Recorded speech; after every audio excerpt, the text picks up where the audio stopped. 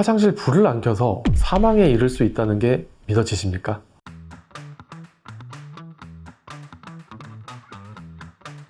안녕하세요. 서울현명원 대표원장 김방현입니다.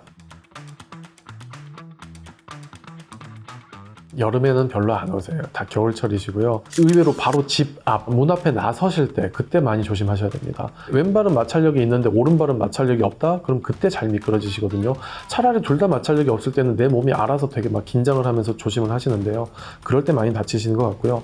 그 다음에 의외가 아닌가?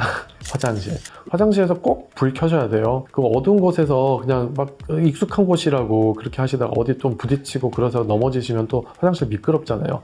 약간만 헛디뎌도 미끄러지셔서 그렇게 다치시는 분들 굉장히 많습니다. 되게 의외이실 텐데요. 고관절 부러졌는데 왜 사람이 죽어? 이렇게 생각을 하실 수 있잖아요. 뭐 다리 없는 사람도 사실은 있으시잖아요. 예를 들어 뭐 참전 용사 이러신 분들 뭐 심하게 다쳐가지고 다리 한쪽 아예 의족을 하고 다니시고. 근데 왜 고관절 골절이 사람이 죽을까? 저도 사실 레지던트 때 되게 궁금했어요. 이게 사망률이 꽤 높대요. 못 움직이셔서 그래요. 대부분 고령의 환자분들이시고요. 고령인 환자분들은 심폐기능 자체가 원래 약합니다. 젊은 사람처럼 충분히 튼튼하지가 않아요. 그런 환자분들이 누워 계셔야 된다는 게 문제예요. 고관절이 다치면 일단 거동이 안 되고요. 거동이 안 된 채로 계속 누워만 있다 보면은 사망에 이르게 되는 합병증들이 발생하기 시작을 합니다. 고령에 있어서 고관절 골절이 3개월 이내에 사망하게 될 확률이 꽤 높습니다. 30-40% 그래요. 수술 자체가 문제가 아니라요. 고관절 골절을 방치를 했을 때 생각보다 사망률이 높습니다. 큰 뜻에서는 딱 한 가지 원칙이긴 하죠. 다 망가져가지고 못 살릴 것 같을 때. 우리 차도 웬만하면 수리해서 타는데 이 차 도저히 이제 수리가 안 돼. 그럼 폐차시키고 새거 사야죠. 그런 식으로 이 고관절 그 주변의 뼈 상황이라든지 연골 상황이 도저히 이건 살릴 수가 없겠다 판단이 들면은 이제 인공관절을 하게 됩니다. 또 하나 뭐 괴사나 이런 건 어떻습니까? 괴사도 마찬가지인데요. 그러니까 이제 살리지 못할 상황에 놓여지게 되는 이제 대표적인 것들이 골괴사 자체가 일어나면 살릴 수가 없습니다. 그리고 너무 많이 심각하게 이제 망가졌을 때, 분쇄가 너무 심할 때, 차도 너무 많이 망가지면 그거 수리를 하기보다는 차라리 새 걸로 하는 게 낫잖아요. 그거 비슷하게 이제 뼈를 다 이어서 붙이지 못할 상황이 딱 뻔히 보일 때는 인공관절 하는 게 더 낫습니다. 사실 고관절뿐만이 아니고요. 어깨에도 되게 좀 비슷한 경우들이 있어요. 경우에 약간 범위를 넓히면 무릎도 마찬가지고요.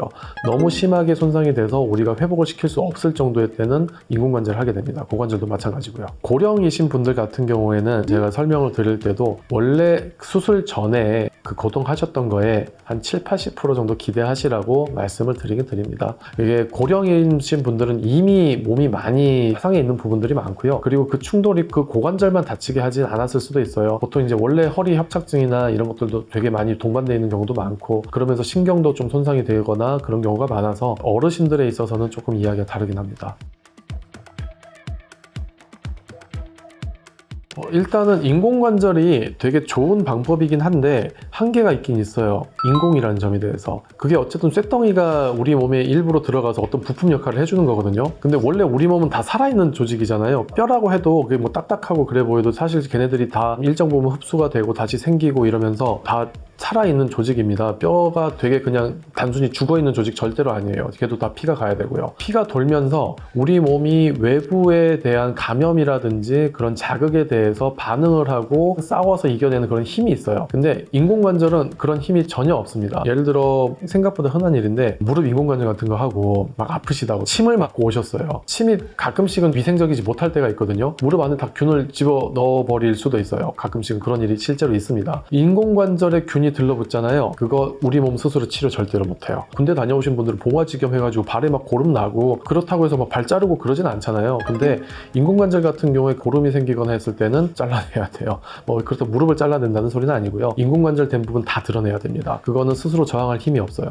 일단 그게 문제고요. 두 번째는 그 물질 자체가 인공이기 때문에 몸이랑 어느 정도 유합이 될 수는 있겠지만 완전히 생착이 되지는 않아요. 그래서 그 인공관절 자체가 우리 몸에 되게 되게 이상한 자극을 줄 수가 있어요. 인공관절이 너무 딱딱한 거예요. 우리 뼈에 비해서 너무 딱딱해서 오히려 뼈를 좀 녹이게 하는 그런 효과가 가끔씩 있습니다. 그래서 사실 수술할 때 그런 것들을 되게 고민하면서 수술을 하게 돼요. 단순히 그냥 나무 짝대기에 뭐 딱 꽂는다 뭐 이런 게 아니고, 얘가 들어가서 우리가 체중을 디뎠을 때 힘 분산이 어떻게 될 거다, 되니까 여기가 좀 닿아야 되고 여기는 좀 피해야 된다, 이런 것들을 다 고려해서 기구 자체가 다 디자인이 돼 있고요. 그리고 이제 뼈 골절이 됐을 때, 골절은 사실 다 일정하지 않잖아요. 패턴이 나무 막대기 100개를 부러뜨리면 그게 다 똑같이 부러지진 않을 거잖아요. 그래서 그런 패턴을 고려해서 우리가 어떤 인공관절을 쓸지 이런 거 다 결정을 하게 됩니다.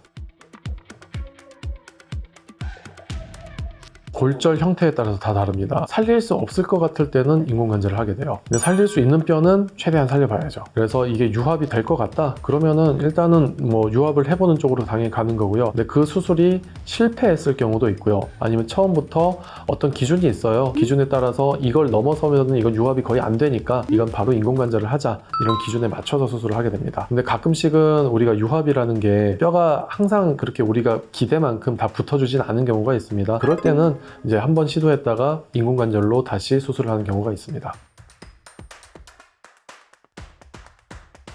근데 사실 고관절 재활이요, 인공고관절 재활이 아주 어려운 편은 아닌 것 같아요. 제 생각에는요, 상대적으로. 물론 이제 수술 받으시는 환자분들이나 아니면 보호자분들은 뭐 여러 가지 경험을 한꺼번에 해보실 수는 없으니까 어떤 재활이든지 다 웬만큼 힘들게 느끼실 것 같습니다. 특히 인공고관절 같은 경우에는 되게 빨리 체중 부하를 시작을 하거든요. 그래도 일단 걷기 시작한다는 것 자체가 되게 재활에서 큰 의미를 가져요. 그래서 인공고관절 같은 경우에는 재활이 아주 어렵지는 않습니다만, 그래도 당연히 재활이 되게 중요하긴 합니다. 재활을 안 했을 때는 분명 그런 말씀들 나오세요. 이 수술 괜히 했다.